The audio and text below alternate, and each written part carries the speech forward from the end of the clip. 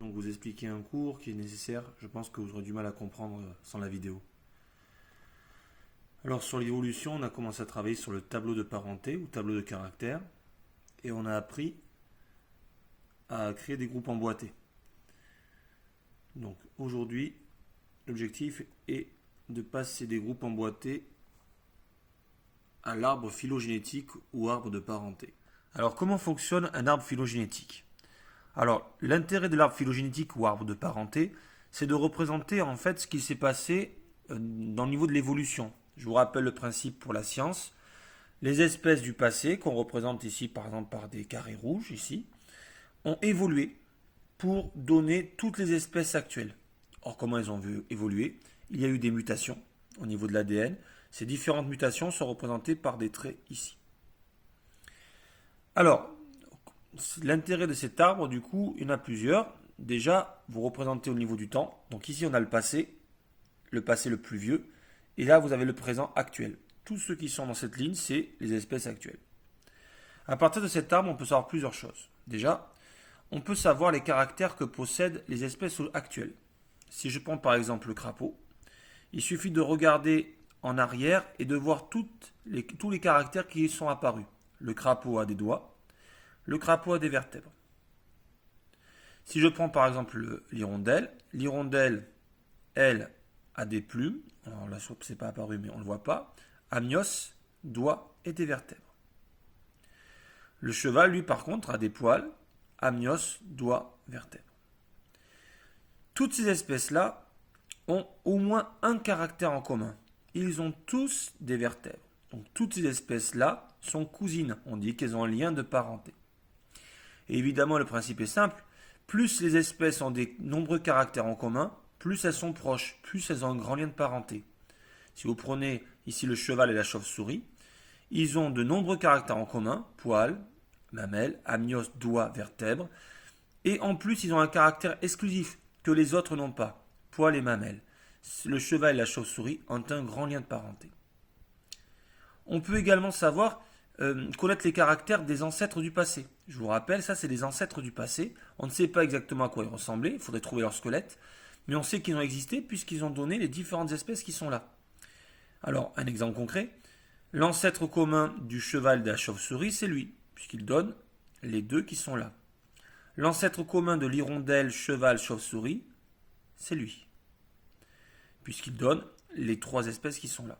L'ancêtre commun de la sardine, du crapaud, de l'hirondelle, du cheval, de la chauve-souris, c'est lui. On peut donc connaître les caractères de ces ancêtres probables. Si vous prenez l'ancêtre du cheval, il est placé là. Ses caractères devaient être poils, mamelles, amnios, doigts, vertèbres. Si vous prenez l'ancêtre commun du crapaud, de l'hirondelle, du cheval et de la chauve-souris, il est placé là. Ses caractères sont doigts, vertèbres. Donc, l'objectif déjà est de savoir lire. Donc, l'objectif est de savoir lire un arbre phylogénétique ou arbre de parenté.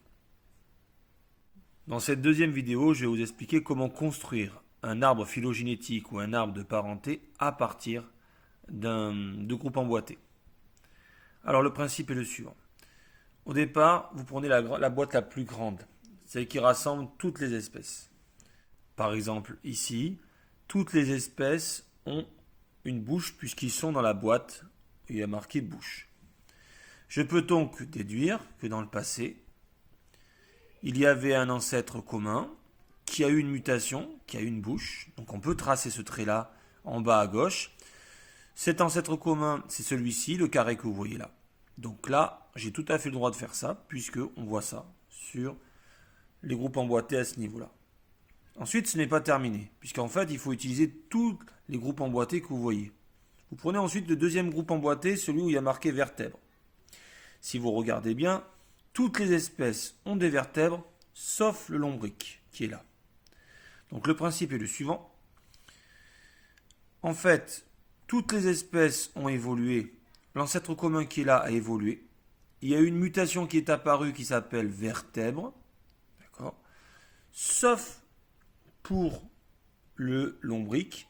Le lombric, donc, je l'exclus de l'évolution, on va dire, des autres qui partent vers la droite.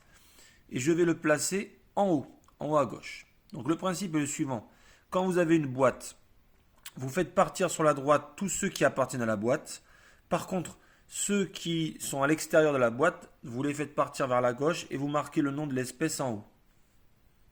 On va continuer le principe pour la boîte suivante où il y a marqué doigt. Toutes les espèces qui restent ont des doigts à part la carpe. Donc, on va faire partir sur le côté la nouvelle mutation qui est doigt et ça concerne toutes les espèces à part la carpe.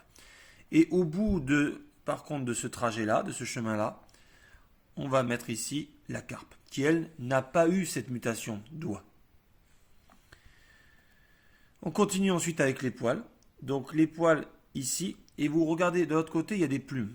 Si vous regardez bien, en fait, vous avez deux boîtes en même temps.